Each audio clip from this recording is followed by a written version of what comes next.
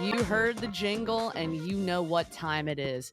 It's a new week. It's a new cybersecurity hot takes. It's me, your host, Reece Guida, enterprise saleswoman extraordinaire. To my left in the office today, which is very hot, by the way, we have Joshua. Joshua, tell the people who you are. Hello, everyone. I am back on the podcast, another rare appearance. Normally, I am the producer of this podcast, but today I'll be talking with these fine folks. Yes, we're letting him talk. And we're also letting HB talk. HB, remind the listeners who you are and why they should care about what you have to say. I'm HB. I am responsible for product strategy here at Beyond Identity. And today I'm super eager to learn from the young folk what's cool and hip in the world of social media. Well, you're out of luck because there are absolutely no Gen Zs on this podcast, but we are joined by a Gen Z at heart, Joshua. Yes. So the hot take is that when Instagram launched Threads yesterday, which is Twitter's competitor, rival, their authentication flow sucks. Joshua, give us your insight here. Oh, so, my firsthand experience, you download the app from the App Store. That was great, easy, fun. It was already preloaded on my phone, ready to go for when Threads launched. And the way that you log into Threads is because it's tied to your Instagram account. You basically have to log into your Instagram account. And so that is by the old username, password. You can have two-factor authentication if you want, which is great. We love to see that level of security. But I just was so disappointed and so frustrated that a whole new huge app by one of the biggest tech companies in the world in the year 2023 did not have a passkey implemented system. Shameful and disappointing.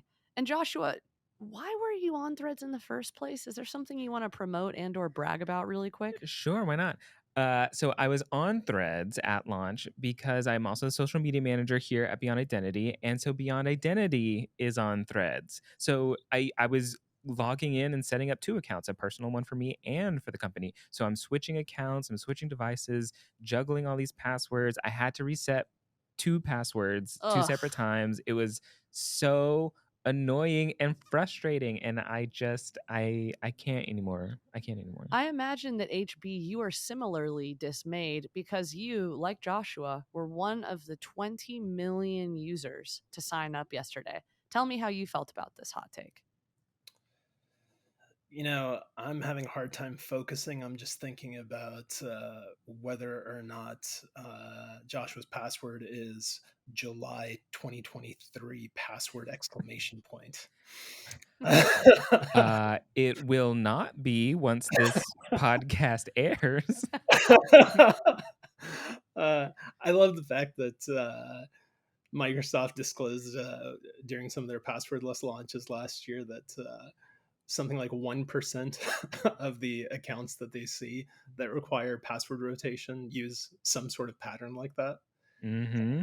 Then all of the guys who put together PassGPT to demonstrate what GPT could do with a password library, they were able to show that people are so predictable that these LLMs are able to figure out what your password is in an additional like 20 to 30% of cases, even beyond like what the dictionaries and rainbows have. So it's kind of entertaining.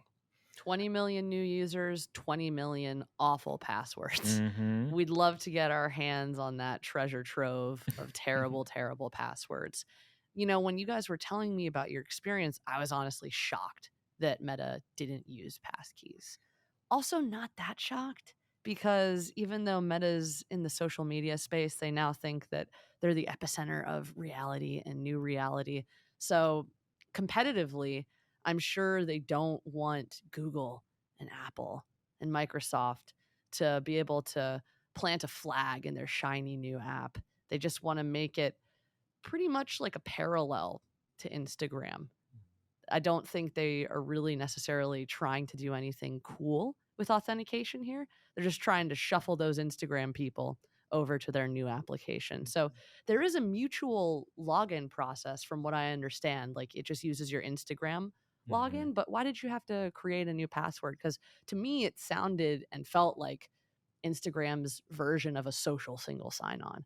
Can you paint in more detail what that was like? It's less of a social single sign-on, and it's more of you just log in to Threads with your Instagram credentials. Unfortunately, I have a few different devices, and again, I do manage so many accounts, both personal and for work.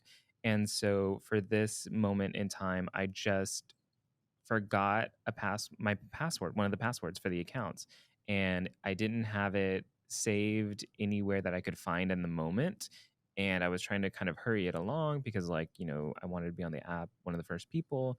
And so I just went through the password reset phase. And of course, like it was in a book or one of those like infomercials where everything's going awful, I get to the final, like, confirm your new password.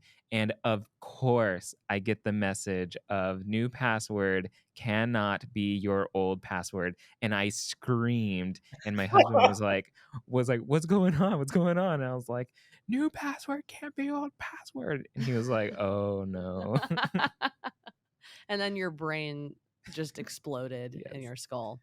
HB, as our, And that's how market. July 2023 password exclamation point came to Yes. be. Yes. Yes, an immense level of thought behind it. So, Joshua, thank you for explaining that to me a little more clearly. And with that context in mind, HB, you like markets, you like strategy. It's what we pay you the big bucks for. Are you surprised that Meta didn't use passkeys here? Do you think it's kind of like a competitive thing, like I was mentioning? What's your theory behind this disappointing decision of theirs?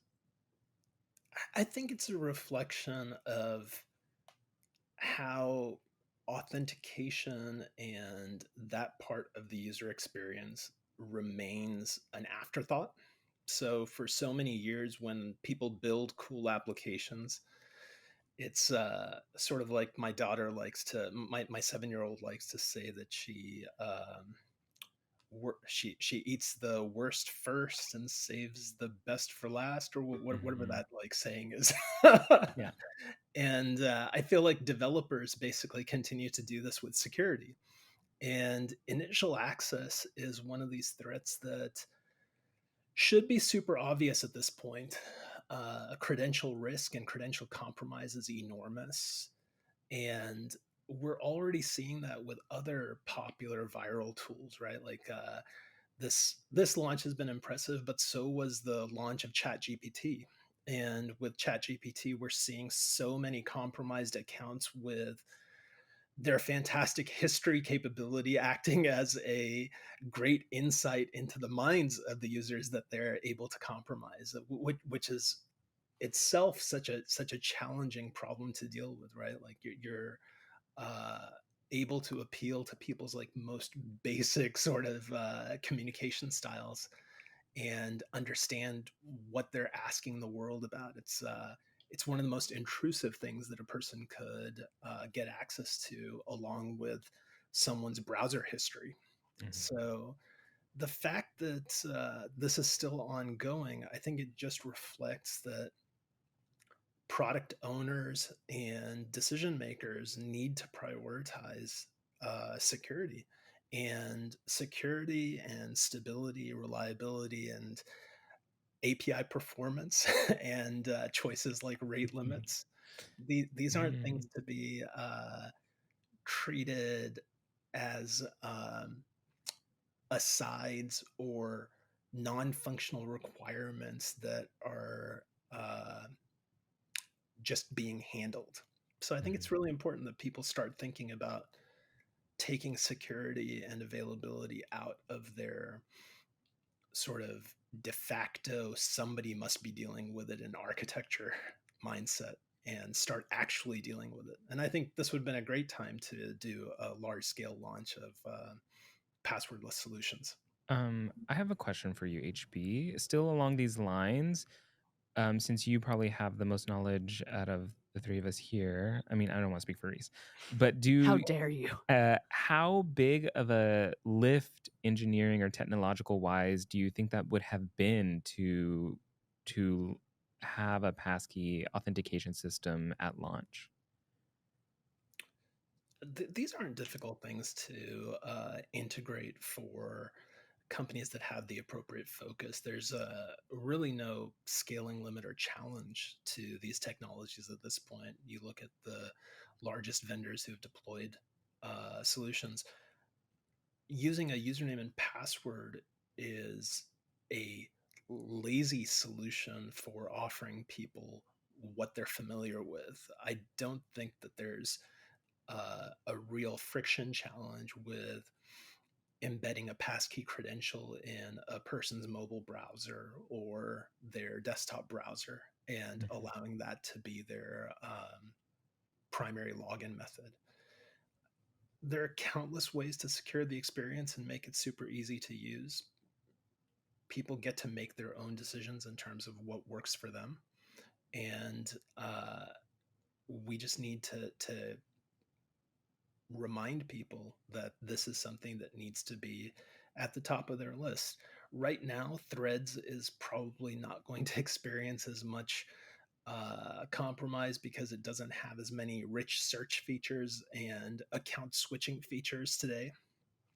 But as it develops all of those capabilities and becomes a central part of people's uh, daily and weekly workflow, I think it's really important that we start thinking about how to eliminate credential compromise, especially for these hybrid technologies like ChatGPT and Threads that are just obviously serving users who have uh, corporate intellectual property and corporate risk to Mhm. consider as well. One thing struck me there, when you said that you don't anticipate, Threads being attacked that much right now, but I think one of the reasons why I was shocked that there wasn't more secure or different authentication for Threads was because it's both your Instagram account and your Threads account. So like if they steal credentials for one, they also have the other. Mm-hmm. Yeah, I think that when you look at sophisticated kind of retail e-commerce and social media platforms, especially these massive organizations like Facebook, they've done a good job over time of Mhm. implementing web application firewalls and bot detection tools. Bot detection and bot mitigation is hardly as difficult as Elon Musk sometimes makes it out to seem on Twitter. Uh, but this isn't panacea. I think you need to have solutions that go beyond the current controls. And there's just so much great technology out there that people can adopt. And I Mhm. think it would be great for folks like Facebook to show that they're trying to be this new town square kind of solution. And it would be great for that to be something that comes with a strong digital identity that's decentralized and based on a cryptographic credential. Let's talk about the elephant in the room here, Elon Musk. I have a funny question that I'd love to wrap up the episode with, but before I get to that, what about Twitter? Are they talking about any plans to use or unveil passkeys? It's been a while since I've logged into the platform. I see it as a matter of time before Facebook makes the pivot and starts to leverage that feature. But are you guys aware of Twitter going down that path as well? Twitter has actually, I mean, we all know it's been a very bumpy road, so we don't know what is actually going on half the time in the past 6 months in Twitter because they'll say one thing, they'll do another thing, they'll do a thing, they'll say another thing, they say that they're walking back on it. For a while there, there's been no mention of passkeys, so that's first. Okay. Two, for a minute there, they actually turned off two-factor authentication for like a month or so. I think that's back on. I know that's back on. But I think that is the least of all of their troubles and worries at this point. Again, authentication is often an afterthought. Um, and Twitter right now is focused on a lot of other They've got a lot of things, other is thoughts I going through their head. guess. HB, would you agree? Yeah, I mean, the there's no point in adding to sort of the list of disappointments that people might have after Twitter was acquired by Elon. But like, I thought that the initial idea of mitigating bots and coming up with more Mm-hmm. sophisticated solutions to ensure that individuals, even with anonymous or pseudonymous identities, could be verified to be humans. I think that was a great idea, and it just Yeah. hasn't taken off. It just hasn't materialized in the form of some concrete strategy. I think it would be great, and I think the best platforms will definitely have to adopt approaches that eliminate the problem of bots. Like we see all of this stuff about the fake radical liberal with 150,000 followers or whatever it was Mm-hmm. on Twitter, and it turned out to be a fake account designed to just sort of encourage more radicalized debate and make a mockery out of the conversation. Yeah. I don't think you're ever going to be able to eliminate all of that, but there's Mm. so many great tools, and just having someone or a group of entities sort of focus on that aspect of it, it would be really great. And it's a problem that's going to only exponentially increase with all of these LLMs out there. Bots look and sound more like confident, discerning professionals, or really any voice or writing style that a person Yep. chooses to enter into their LLM of choice. And so I think it's incumbent upon people to push the envelope on how protection can occur today. And that's the only way that you can begin to battle to stay in front of the adversaries as they keep evolving. That is a big problem to grapple with. And speaking of grappling, it's an excellent segue into my question that lies at the heart of Threads versus Twitter. Elon and Zuck cage match. Who is gonna win? Joshua, you go first.